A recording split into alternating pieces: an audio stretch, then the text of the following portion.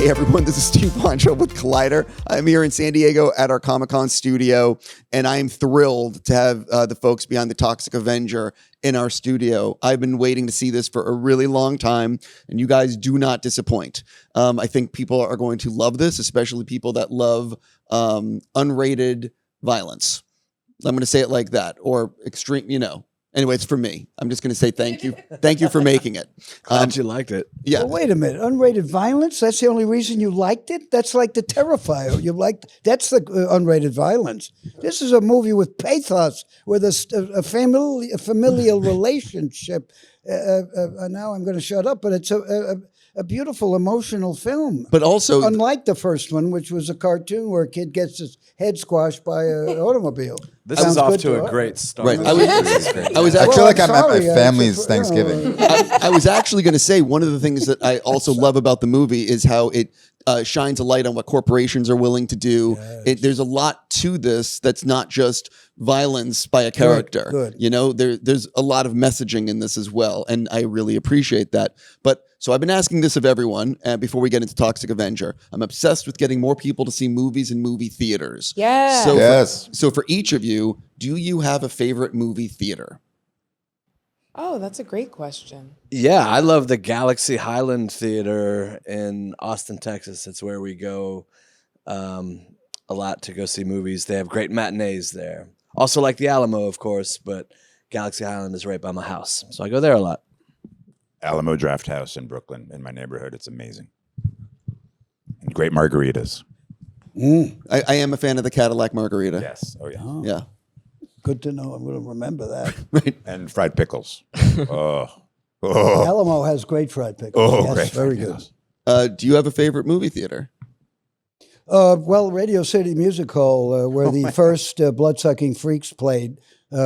Projection's a little off, but otherwise pretty good. Not as good as the Alamo in Austin. I was going to say, I've heard of that one. People yeah. don't realize Radio City used to do movies. And with a lot of Really? I didn't know Pretty that. good. Amazing. This guy's incredible. but a lot of people watching won't know that. So I'm trying to You tell know how them. many movies got ruined by the fact that they were made as road shows for Radio City? Billy Wilder, Preminger, all of the old great directors had masterpieces destroyed because they were made for Radio City road shows, and then they got chopped up because those road shows didn't work, and that's why Avanti and so many of the great latter works of great directors have been, people say that the movies are no good, but they were made for Radio City. I didn't know. Okay, well, let's get to the... Sorry. Oh, no, it's fine. For favorite movie theaters. I'm a landmark kind of gal. Mm. And I like Alamo too. Who doesn't? It's yummy. It's convenient. You can put your legs up, lay your seat back. Oh, completely agree. Up in Canada, we have Cineplex, and there's one in Vancouver that's got like this big alien spaceship on the top of it. So I always like going to that one, and it always feels really cool. Jumping into why I get to talk to you guys. So you guys premiered, I believe, at Fantastic Fest 2 years ago? 23. Yeah, so pardon my language, but what the fuck? Why have people had to wait so long to see this? Because it's a good movie. It just had to marinate for a little bit. Just had to sit in the oven a little bit longer. It on the other side of it, having landed with Cineverse, who are putting it out into the world on screens all across the country, and it's coming to San Diego, of course. It sort of feels like if waiting a couple of years to land with a partner like that was the thing that had to happen, I would have been happy to wait twice as long. It just took a minute to find the right group. We couldn't wait twice as long. I'm just saying, like, all's well that ends well, and here we are. No, and they're actually going to be a really good partner for this. Yeah. They already have been, and so I just feel like if it took a minute to find precisely the right partner who wasn't just going to like add it to a catalog and sort of dump it to streaming, but really got the vibe of it and the sense of humor and saw it as a way to connect with audiences and be a crowd pleaser, then that's just what it took to get there. So happy to wait, as it turns out. And the audience at Fantastic Fest had like 5 additional screenings. It was packed, and people loved it. They loved your film. Yeah, it went well there. And that's a tough crowd. And it went well at Beyond Fest too. And so we came out of there feeling good, and it just took a minute to get where we are. I'm going to all ask good. I'm going to ask the cast, and I apologize, it's a little bit generic, but here we go. What are the three of you actually really excited for audiences to experience with this? Because there's a lot to love. Are we allowed to give spoilers? Will they It's up see to you this to- after? People are going to watch this who have not seen the movie yet. Okay. So just Be careful with your spoilers, yeah, then. But you know, I do have with this that will. big. I have this big dance sequence that we do that I'm pretty excited for people to see. That it was really fun to shoot and choreograph. We just had fun with it, man. It was great. You were fantastic. Thank you. Fantastic. Come on now. Thank I'm you. teaching. I know Thank you. You're coming along very No, I nicely. appreciate the correction. Coming along very You're nicely. right. No. I'm excited for them to see the whole goddamn thing. It's just great. It's good. It's funny. It's serious. I remember. I do my own stunts, except for one, because he didn't want me to break my legs, but I was willing to. For the record, she was willing to, and I did not want her to break her leg. So this is both true. Not willing to. I wasn't. Never mind. I know what you mean. You know what I mean. I know. First rule of Troma Productions for 51 years, and we're in the underground with no money. Safety to humans. The first rule of it's the most important. It's only a movie. You don't have to get hurt. Absolutely. Although it'd be fun to watch Taylor get hurt. I of just course. love the idea of fun violence. It sounds like an oxymoron, but in a very dark time we're living in now, the satirical nature of this film and the warmth at the same time. When Toxie hurts somebody, he apologizes to them for hurting them. So it has wears its heart on its sleeve. And I think to get back into like that sort of the movies I grew up on, never the great Spielberg movies, they never, they always kept that in their sights. So I hope people can embrace that. It's irreverent. It's tongue in cheek. It's loud, but it's also subtle. It's got every spectrum of emotion and wildness, but also I'm excited for people to embrace sort of the midnight madness feeling of it. yeah. Like the first one when I was a kid, it was like taboo. Have you seen the Toxic Avenger yet? It was sort of like a suburban legend, and hopefully this sort of inspires that as well. Suburban Legends are good. I think I just made It's a good band name. Yeah. Suburban Suburban Legends. legend, ladies and gentlemen, Suburban Legend.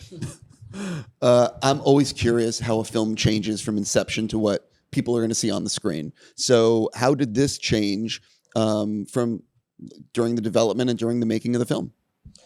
I think the one thing was sort of like in designing the world, I had some particular ideas about how the world was going to look and feel. And then we brought in these really great designers and scenic artists and painters. And it was a lot of fun to sort of give a couple of key sort of design notes and then let them go wild and have it sort of evolve on its own in ways that maybe I hadn't planned for, and just sort of like let them sort of show off their skills in ways maybe they weren't able to on other projects. And on the other side of that, I can say like, oh, it was all my idea, but it was really this group of incredibly talented people that I was lucky enough to get to work with. And that's always fun to sort of come in with a grain of an idea and then just handing it off to other people who are much more talented than myself and see where it ends up. So that's always fun for me, kind of as an observer.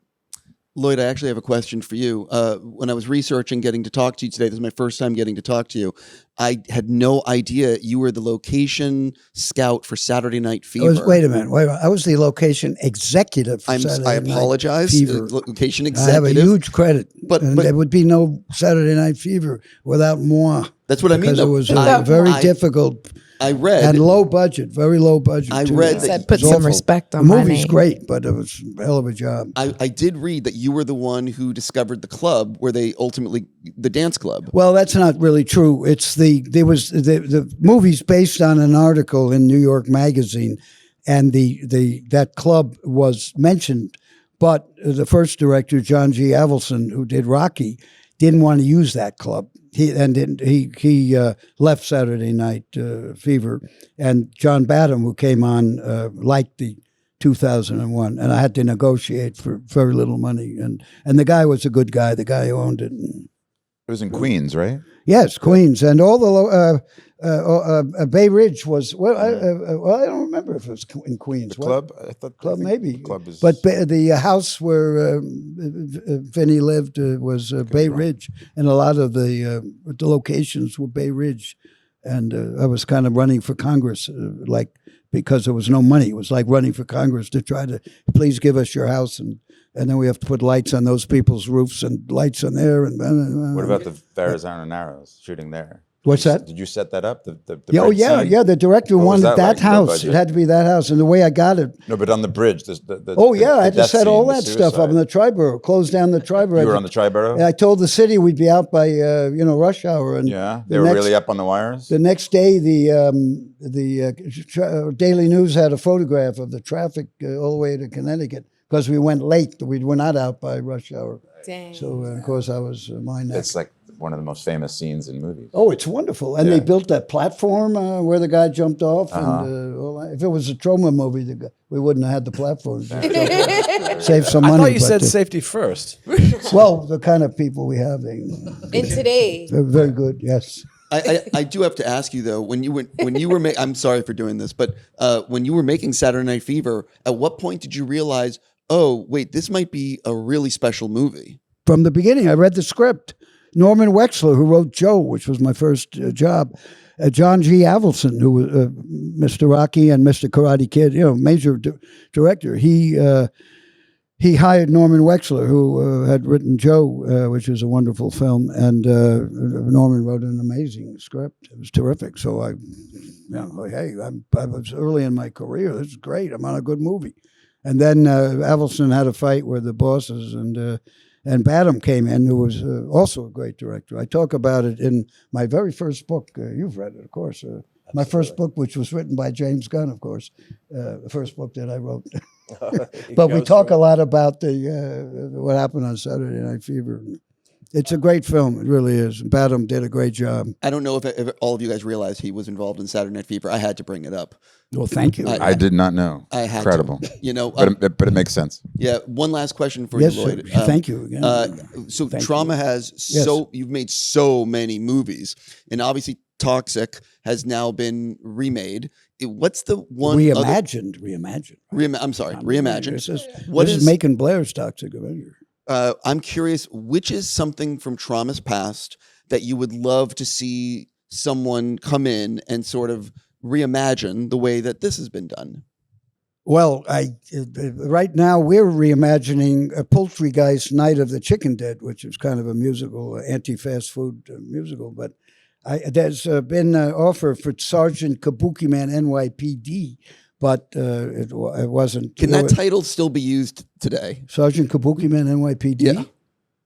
Oh, I don't know. There's something about it that I'm not sure that's safe. No, if you see the movie, we had a kabuki. We had a kabuki actor on set constantly to make sure that the kabuki part of it is legitimate. We had to license from Kabukiza in Tokyo to get permission to even talk about kabuki theater. So the kabuki part is great, and the movie is one of our best, most successful.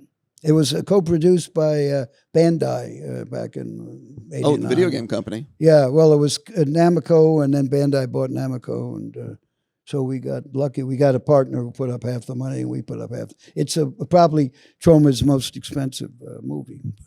Jumping into, we're at Comic-Con right now, and I want to talk more about Toxic, but I need to have people have seen it so I can really break down some of the scenes and talk about some of the violence I loved. For sure. But so we're at Comic-Con, and I'm curious for everybody, is there something that you collect, or what would you love to look at or purchase or shop if you were on the convention floor? You know what I mean? Like, a lot of people here collect things. I'm a comic book collector, so I would just go for... I like going to look.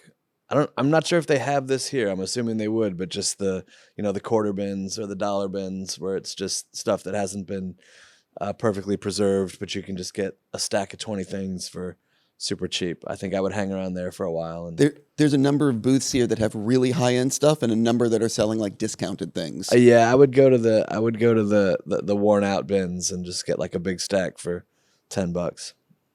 Do we have somebody to do that? Can somebody go get that? I used to be a big collector of stuff, and then it comes a point where it's the term hoarding became a zeitgeist word, and so I have a closet full of stuff that I just no, I would love to just walk around and just browse and pick up something Star Warsy. Yeah. Sorry, go ahead. Oh, it's all good. I started collecting old PS2 games recently. So I don't know if they have that here, but that's just something that I started collecting just very recently. Like, do you collect them? Like, do you need to be sealed, or are you like sort of collecting PS2 games? No, just pretty much. I'm not too picky about it, but yeah, just go to like any video stores, find some good ones. Yeah, I like the Resident Evils. So. Oh, what's your favorite PS2 game? It's probably, I know it's not specifically on PS2, but Resident Evil 4. So fun. Yeah. Okay. I know a lot of people say that's the best one. Yeah, it's really good. Yeah. I guess this is cheesy, but I have a baby, so maybe baby socks of different characters, so I could see his little feet and cute things. There's you know what's funny? cuter than a It's baby not in the sock. con, but there's a I love baby store. socks. Right? God, they're so cute. There's a store really close on the street outside the con that sells socks. No joke. And I'll bet you they have stuff because it's all stuff like that, but it's socks. Gotta go Right. right now. Right. I think my favorite, like beyond getting the things, the sophistication and the creativity and the costumes that people do these days is so impressive that just at any sort of convention setting, that's always the thing I enjoy the most, is seeing the top-notch costumes that people have put together. I'm just about out of time, but I want to ask, actually, if you don't mind, there's just a few quick individual questions. Jacob, I'm a big fan of Laika and stop motion. Tell people, what can you tell people about Wildwood? I'm so curious about the Lowdown, the TV show that you're working on, and I have to know. So you're on Dexter this season. Was your caveat when you agreed to be on the show, I need to be killed by Dexter? Is that a spoiler? Yeah, I don't want you to tell me, but like, you know what I mean? Like, I would imagine if you're on Dexter, like the dream is to get killed by Dexter. You should say no. You mean on like being wrapped in plastic all day long? Not that, and sure. not sweat at all, being wrapped in plastic. Wrap does not breathe. So you're trying to say that maybe you don't survive? I don't know. You're gonna have to tune in. But when it's Dexter, anything goes. You know. Sure. All right, let me start in the back. Oh, yeah, it's funny. I actually recorded for Wildwood when we were shooting Toxie in Bulgaria. I actually went to a recording studio and we did that. So I'm super excited to. Stop motion takes a really long time, but I'm super excited for that to come out. Yeah. What he's saying is booked and blessed. The Lowdown, when we were shooting it, it was called The Sensitive Kind. It's called The Lowdown. It's like a private eye show, but not exactly a private eye show, with a very particular Sterling Harjo flavor to it. And I think people are going to dig it. It's Ethan Hawke. He's the lead, but it's got a great ensemble cast. And How many did you direct? I directed 2 episodes. I believe the season is 8 episodes long.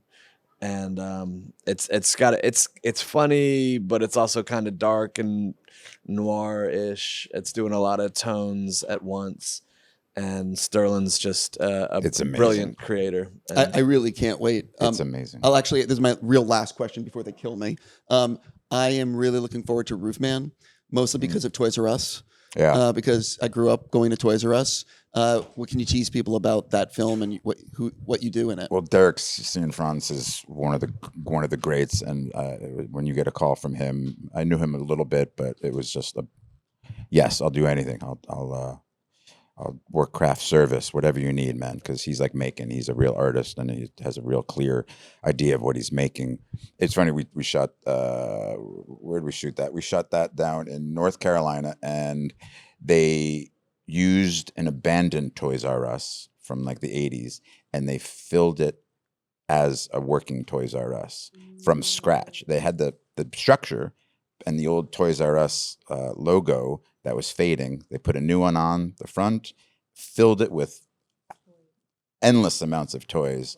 So everybody that worked there, when they wrapped, they got to get a toy home for their kids. And it was really a throwback to what I remember Toys R Us growing up. And we shot all of my stuff inside this Toys R Us, in the back of it, throughout.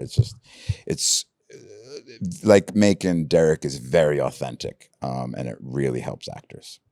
I'm going to stop here and just say I really, really am so happy that Toxic is finally coming out. You guys did such awesome work with it. Wait a minute. We should thank Stan Lee and Roger Corman, because these guys never, they are the ones who kept the thing going all these years. Stan Lee, with whom I was friends from the time I got out of Yale in 1968, and Corman the same, they encouraged, and Stan got the Marvel comic book done.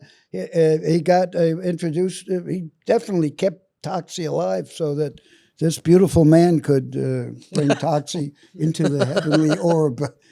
And again, thank you all for being so nice and doing the movie. And, Our pleasure. And, no joke. And being Thank nice you, to Lloyd. this sad old man there. Thanks for creating it. I was going to say, I'm honestly, it's great to talk to everyone here, but I'm really happy to have met you. You have done so much in Hollywood, and Oh, thank you. On that note, seriously, everyone have a great Comic-Con. I hope you get to walk the floor a little bit. Thank you. And good luck with your panel. I know it's going to go great. Good to see you again. Thank you so much. Thank you. Appreciate Thank the you. kind Thank you so words. much. Thank you.